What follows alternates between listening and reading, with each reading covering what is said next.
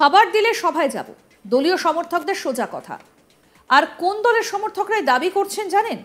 তারা লাল পার্টি, অর্থাৎ একসময় রাজ্যের ক্ষমতাসীন বামফ্রন্টের শরিক দল সিপিআই। একসময় তৃণমূলকে সভা সমাবেশে আসা দলীয় সমর্থকদের ডিম ভাত খাওয়ানোকে নিয়ে কটাক্ষ শোনা যেত বামেদের মুখে। এখন সেই বামেদের সমর্থকের মুখে উঠে আসছে সেই ডিম ভাতের দাবি।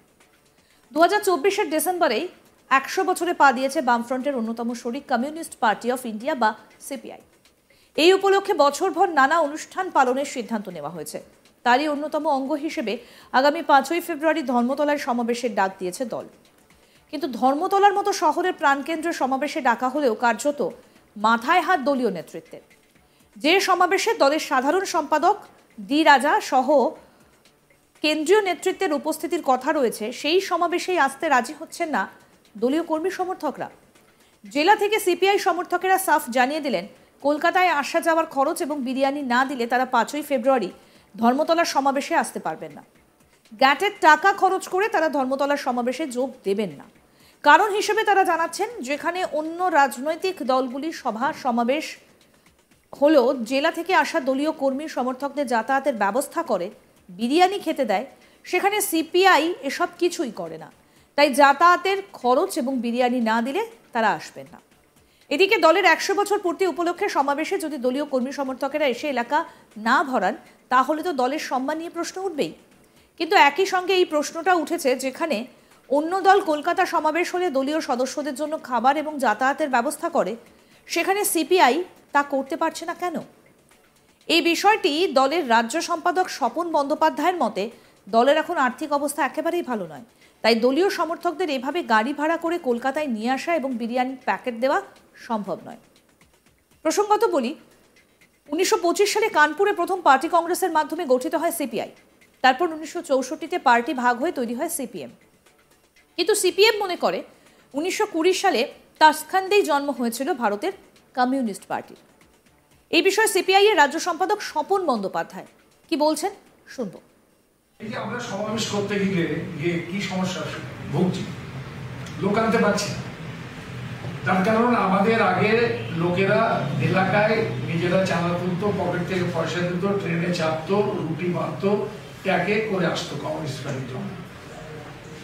এখন গাড়ি না দিলে লোক আসতো, বলে ওরা গাড়ি দেয় আপনারা গাড়ি দেবেন না, কি কষ্ট করবো না। ওরা বিরিয়ানি দেয়, আপনারা যদি খেতে না দেন, আপনারা বলছেন ঘর থেকে মুড়ি নিয়ে চলো, করবো কেন? অর্থাৎ আমরা যে জমায়েত 5ই ফেব্রুয়ারি করবো, তার 10 গুণ জমায়েত আমরা করতে পারি। আমরা তো 2002 সালে ব্রিগেডও করেছিলাম। কিন্তু যে পয়সা, আপনারা এটা দেখেন যে একটা সমাবেশের পিছনে কত টাকা ইনভেস্ট করতে হয়, সেই টাকা কার কাছে আছে? আপনারাই তো লেখেন যে ভারতবর্ষে এখন দ্বিতীয় বৃহত্তম দল হচ্ছে টাকার দিক থেকে বিজেপি, পরে তৃণমূল। এই বিষয়ে আমাদের প্রতিনিধি কৌশিক দাস কি প্রতিবেদন তুলে ধরেছেন শুনব। কমিউনিস্ট পার্টি, ভারতের কমিউনিস্ট পার্টির 100 বছর পূর্ণ হয়েছে। 100 বছর পূর্ণ হওয়ার পরে তারা ঠিক করেছে ধর্মতলায় তারা সমাবেশ করবে। কিন্তু তারা নাকানি চোবানি খাচ্ছে, আদৌ সমর্থকরা বা পার্টির কর্মীরা এসে ধর্মতলার সমাবেশে উপস্থিত হবেন তো? কারণ বিভিন্ন সময়ে দেখা যাচ্ছে রাজ্যের যে সমস্ত জায়গায় সিপিআইয়ের সমর্থকরা বেশি রয়েছেন, যেমন পূর্ব মেদিনীপুর, পশ্চিম মেদিনীপুর, বীরভূম, সেই সমস্ত এলাকার পার্টির কর্মীরা বলছেন অন্যান্য রাজনৈতিক দল তারা যখন সমাবেশ করে, তারা জেলা থেকে দলীয় সমর্থকদের শহরে নিয়ে যাওয়ার জন্যে নির্দিষ্ট গাড়ি, বাস এবং বিরিয়ানি খাওয়ায়। সিপিআই সেটা করতে পারবে না, কারণ সিপিআইয়ের মতো একটি দলের কাছে সেটি বাহুল্যই বলা চলে, বিরিয়ানি খাওয়ানো বা গাড়িতে করে নিয়ে আসা শহরে। সেই কারণে বহু সিপিআইএম কর্মী সমর্থক ইতিমধ্যেই জানিয়েছেন দলীয় শীর্ষ নেতৃত্বকে যে যদি তারা বিরিয়ানি না খাওয়ান এবং গাড়ির ব্যবস্থা না করেন, তাহলে আগামী 5ই ফেব্রুয়ারির যে সমাবেশ রয়েছে ধর্মতলায়, সেই সমাবেশে তারা উপস্থিত হতে পারবেন না। ইতিমধ্যেই সিপিআইয়ের পক্ষ থেকে বারবার গোটা রাজ্যব্যাপী বিভিন্ন জায়গায় তারা ছোটোখাটো স্ট্রিট কর্নার করছে। দলের 100 বছর পূর্ণ হয়েছে, অর্থাৎ 1925 সালে এই সিপিআই দল যখন প্রতিষ্ঠিত হয়, 2024 সালে তার 100 বছর পূর্তি হয়ে গিয়েছে। ডিসেম্বর মাস থেকে শুরু হয়েছে বছরব্যাপী নানান রকম দলীয় কর্মসূচি গোটা রাজ্যব্যাপী। আর্থিক সংকট এতটাই এই মুহূর্তে সিপিআইয়ের, যে কারণে তারা বিদেশি অভ্যাগতদের, বিদেশি কমিউনিস্ট নেতাদের তারা আমন্ত্রণ জানাতে পারছেন না, কারণ তাদের ভাড়ারে টাকা নেই।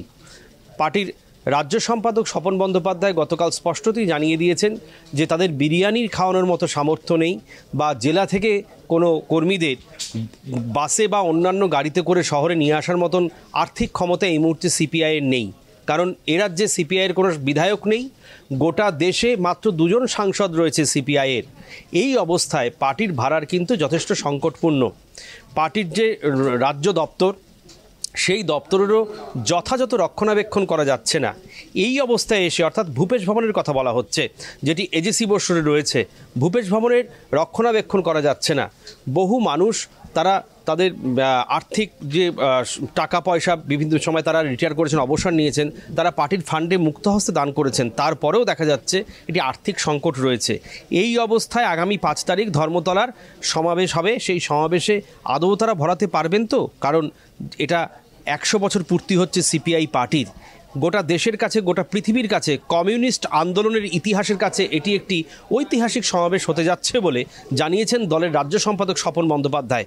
এই মুহূর্তে এসে যদি দেখা যায় যে সভাস্থল ভরছে না বা দলীয় কর্মীরা অনুপস্থিত থাকছেন, তাহলে সেটা কিন্তু দলের সাংগঠনিক ক্ষেত্রে একটা প্রবল মানসিক যন্ত্রণার জায়গা তৈরি হবে এবং মনোবল ভেঙে যাবে সিপিআই কর্মীদের কাছে। যদিও গতকাল তারা বুদ্ধদেব ভট্টাচার্যের জমি নেওয়ার, নন্দীগ্রাম সিঙ্গুরে জমি আন্দোলনের বেশ কিছু ত্রুটির কথা বলেছেন এবং জানিয়েছেন স্বপন বন্দ্যোপাধ্যায় যে যদি সেই মুহূর্তে বুদ্ধদেব ভট্টাচার্যের সরকার জমি নেওয়ার যে নীতি তাকে অন্যভাবে পর্যালোচনা করতেন, তাহলে হয়তো বামফ্রন্টকে, অর্থাৎ কমিউনিস্ট পার্টির নেতৃত্বকে, সিপিএমকে বা সিপিএমের শরিক দলগুলিকে ক্ষমতাচ্যুত হতে হতো না, অর্থাৎ বামফ্রন্ট এ রাজ্যে ক্ষমতায় থাকতো। যেহেতু বুদ্ধদেব ভট্টাচার্যের জমি নীতি, সেখানে বেশ কিছু ভুল ত্রুটি ছিল বলে জানিয়েছেন স্বপন বন্দ্যোপাধ্যায়, তার জন্যই বামফ্রন্টকে এই রাজ্য থেকে চলে যেতে হয়েছে। পাশাপাশি এই রেস ধরেই তিনি বলেছেন এই মুহূর্তে সিপিআইয়ের আর্থিক সঙ্গতিও খুব একটা ভালো নেই। তারা দলীয় কর্মীদের আগামী 5 তারিখের যে সমাবেশ রয়েছে সেই সমাবেশে নিয়ে আসার মতন পরিবহন ব্যবস্থাও করতে পারবে না। যদিও বলা হয়েছে পূর্ব মেদিনীপুরের মেচেদার কাছাকাছি তারা একটি বাসের ব্যবস্থা করবে, সেই অবধি পৌঁছানোর ব্যবস্থা হবে। যদিও বিভিন্ন জায়গায় পার্টির ঘনিষ্ঠ যারা রয়েছে, পার্টির সদস্য যারা রয়েছে, পার্টির কর্মী যারা রয়েছে, তারা প্রত্যেকেই জানিয়েছেন অন্যান্য রাজনৈতিক দল কখনো কলকাতায় কোনো সভা সমাবেশ করলে যেভাবে খাবারের ব্যবস্থা করে, বিশেষত কোট আনকোট বিরিয়ানি খাওয়ানোর ব্যবস্থা করে, গাড়ির ব্যবস্থা করে, সেই ব্যবস্থা সিপিআই করতে পারবে না। কারণ বারবারই তিনি জানিয়েছেন পার্টির এই মুহূর্তে আর্থিক সংকট রয়েছে। তারা দলের যে সদর দপ্তর সেটিকে তারা সংরক্ষণ করতে পারছেন না, সংস্কার করতে পারছেন না।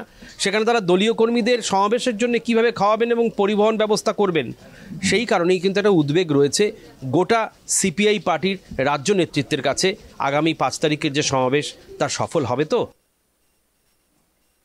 আরও আপডেট পেতে দেখতে থাকুন আজ তাক বাংলা। সাবস্ক্রাইব করুন, নোটিফিকেশন পেতে বেল বাটন অপশন প্রেস করুন, হোয়াটসঅ্যাপে ফলো করুন আজ তাক বাংলা, ভিডিওটা লাইক করুন, শেয়ার করুন, কমেন্ট করুন।